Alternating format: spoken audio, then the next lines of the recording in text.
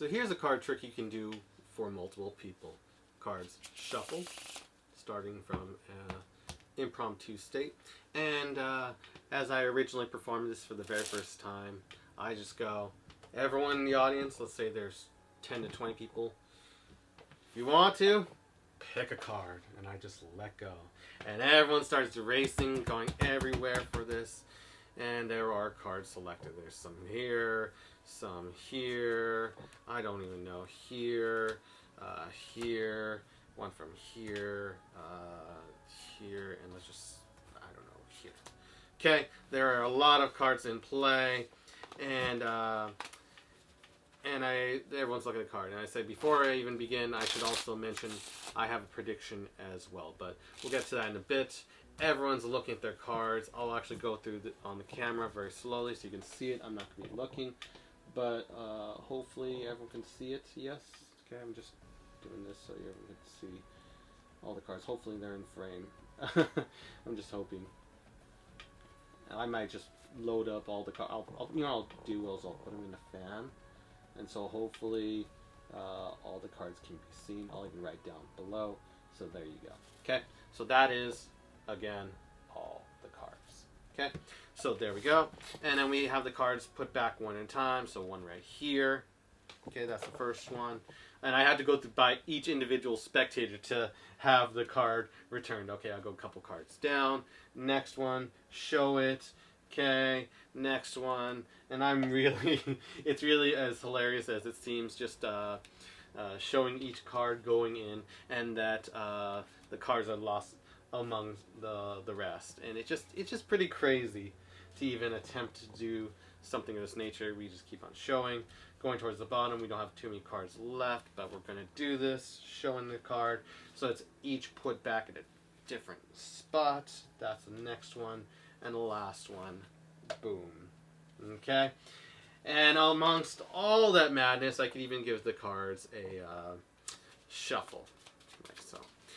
I should also mention as well that I did have a prediction as well. So let me actually get it, if I may. I go to my back pocket. I've got a couple predictions. Now, I would normally be doing this routine standing, and he always gets a riot of a huge response. So everyone's either stand up or hold up your hand, and everyone's doing so. And if I name your card, you may lower your hand. So you see, like, you know, anywhere from 10 to 20 to 30 hands. Well, you would normally want 10 to 20 hands up, and then we go for it. I try to do it in one breath. Here we go. 4 of hearts, 7 of spades, king of clubs, 4 of spades, jack of spades, 9 of hearts, ace of spades, queen of hearts, 3 of clubs, 8 of hearts, and the jack of diamonds. Everyone drops their hands, and can I say, with the mic drop, can I get a round of applause? And I walk off the stage. Because this is an encore effect. With a huge round of applause. And everyone's amazed, wow, he found that many cards. That is crazy. Watch out. My name is Dan. Hope you enjoyed that. And that is the trick I created many years ago called F It. So I hope you enjoyed the trick. This is a remastering of my original F It trick, and I just wanted to give a cleaner video quality for it. And it's one of my favorite tricks when I'm in a jam.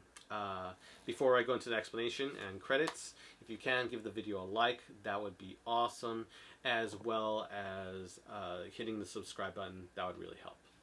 So quick credits, there's multi-selections. One of the first times I was exposed to multi-selection was through 8 selections with Eddie Fector, and then from there I actually got in a jam when I was back working at the Dolby Theater, or what was the Dolby Theater, in Hollywood.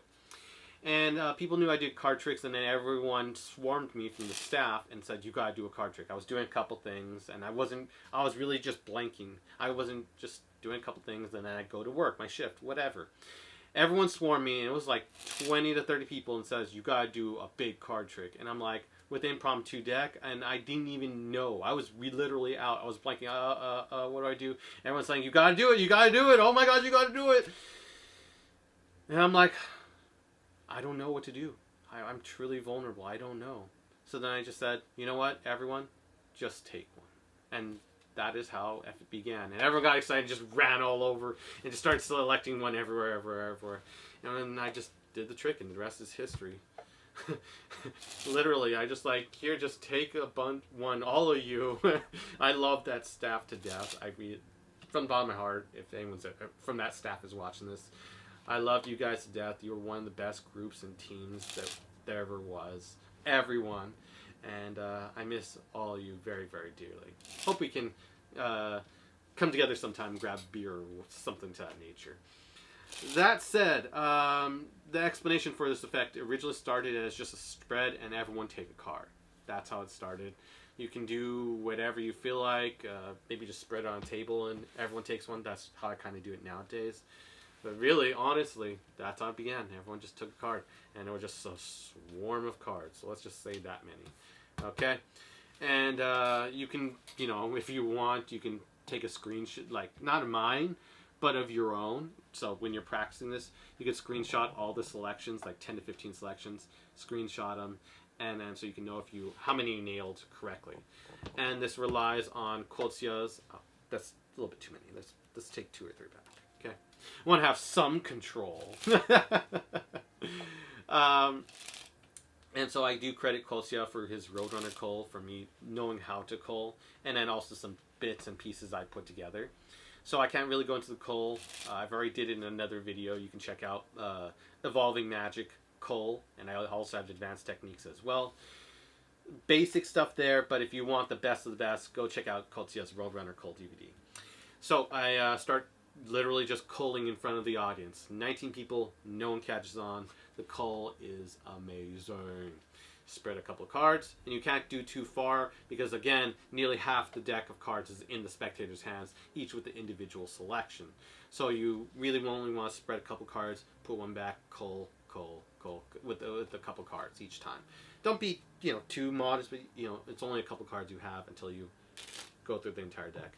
And I mean, you could go back and say, oh, we'll put another one here. You can do a reverse spread while culling. But again, you just want to nonchalantly say, okay, we'll return them. So first one's up here, okay, and then you cull it. Again, you want to tilt your hand down so you're not flashing. If I'm standing, I don't have to worry about that. The cards are naturally fixed. But when I'm sitting, I may be flashing unintentionally. So I want to be mindful of that. So we have another card return. Or I'm culling this way. Every time I have the card select and return, I turn it so I'm not flashing the cull in either case. So cull, I'm so used to doing this standing. Show it, and you always want to show it twice. Them seeing it once and then showing it to them again really does make a difference. Okay, and then here we go. Cull. I'm literally just Roadrunner culling all of them. It's crazy. Another one, cull, and then you want to make sure the cull is true, and you want to practice a couple times so you don't have to worry about losing your stack or anything happening to the trick. And it really is easy. It just relies on mostly one move. That's one. I'm running out of cards, so I only can do a couple each time. A couple more. Next one. Okay. Showing all of them. And it's fair. Everyone's like, it's a fair process because you're putting away that many cards. And the last one goes right there. Now, at this point, the next move, you don't square it. You don't want to square it. We do the culling and reversing move. That gets us the other part of the move. So the cull, we Roadrunner cull, and then the other part of the move is the culling and reversing move that sets everything up. After we've culled, we are in this position where the cards are culled right here. And what we are going to do is we're going to flip over all the bottom cards using our middle finger or ring finger to turn it on over while we're shifted over here. So after we've culled all of them, our body shifts immediately to over here. And we use our middle finger to do a half pass, what is considered a half pass. Just to shift it right here. We've got extra shade from below our hands covering. And we can also add some shade. Sorry. I'm blanking as I say this. We can also add some shade by jogging some cards up. So we got maximum shade right here, like so. So just looks sloppy, whatever. And then you got from the bottom, you got shade. From the sides, you got shade. Doesn't look like anything to anyone. And it just looks like I'm scoring cards, but I'm reversing all of them. Okay? And so we get it into position, and we can square everything up. And we got it in this position. All the card selections are reversed on the bottom of the deck. After you do it, you don't want to. You don't have. I mean, there's a natural deck separation, so you can pick up a break there. But when I do the move and I'm starting to square everything up, I immediately get a finger break below it. So I'm in this position. Let's see. Call. And as I square everything up, I'm in this position. I've completed the call. I've got all the cards right here. Cards above. Again, one last time. And I've got cover shade of all the cards above. Okay. And then middle finger pushes it, and we're doing it right here. So I'm doing the move right here. There we go. From the front, exposed. Boom. Just using my middle finger, shifting it. And as I'm closing on up, I'm getting a pinky break as I square everything on up. Okay. Now I square up the cards, and then there's a focus. There is a focus on attention. There's a focus on me after squaring the cards up naturally by spectators. And I observe this and I note it. So I can actually shuffle the top cards on the deck. Be wary of your break right here and flashing. But it's optional, but I tend to do it. I tend to just do a quick overhand shuffle to make everything seem above board and fair, even though I've got literally all their selections on bottom reversed. All in a heartbeat, which is crazy. I then bring the deck in line for the Gambler's Cop. If you want more Gambler's Cop work, definitely check out Daniel Madison. Endless credits to him. Middle finger and thumb. Shift it to the back. This is how I do the cop. Shift it to the back. Make sure your pinky's still got a break on it so I can easily lift off right here. So it's being gripped by the lower flange. This flange right here, or this area on your finger right here. Okay, so it's gripping it right there, and so is it in the palm area right here. Okay, so I go from the deck being normal position, I shift it back, and then I come forward. Okay, so it looks like I'm still holding the deck, but I'm actually copping out all those cards, but it's very hard to see. And if you learn the cop, you would want to know how to work it. I'm not Daniel Madison. I like to move around, so if my hand is still, the cop doesn't work for me. But I can use it for my style in transient motion, as long as I keep it in motion. So with the cop, you just have to let your hand fall. Just let it fall. If you tilt it, you're going to flash. If you tilt it, you're going to flash. You just have to relax. And normally I would have it so I could go flat down, so I don't have to worry, or a slight shift going down, so I don't have to worry about being caught. Okay, so in the motion, I shuffle the cards.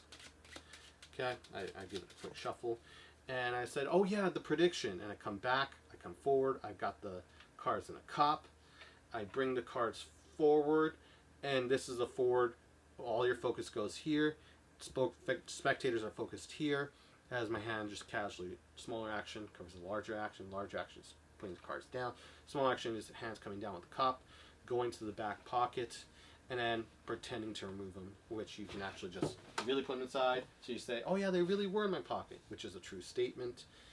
You can take out the cards and say, oh yeah, my prediction. And then you can show it's multiple cards. Okay? And then spectators start getting really riley. They're like, no way. There's no way he was able to find all of them or whatever. And then they can check, if they're really, really crazy, they'll check out all these cards after, and then they'll be double mind blown, which is great. I mean, you're really clean. You're just at this moment, and they're going, no. And I would tell everyone, raise up your hand for everyone who selected a card. Okay, and they all raise up their hand, and I say, okay, this is what we're going to try to do, and I'm going to try to do it in a single breath. It's like a little way of hyping it. It's not necessary, especially if you have breathing problems. You don't have to do it, but this is just the way I like to present it. They get everyone up there. There's let's say however many spectators select a card. They all raise up their hand, and I say, ready? I'm going to do this. And I show the card, and I show it so that it can be displayed right here.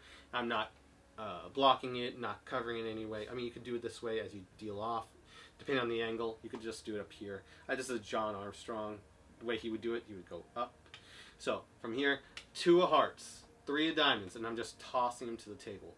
Queen of diamonds, ace of spades, 7 of hearts, ace of diamonds, 9 of clubs, king of hearts, 4 of spades, king of diamonds, and with dramatic pause, I would turn over and show the card and transfer to the other hand. So, and the 6 of clubs.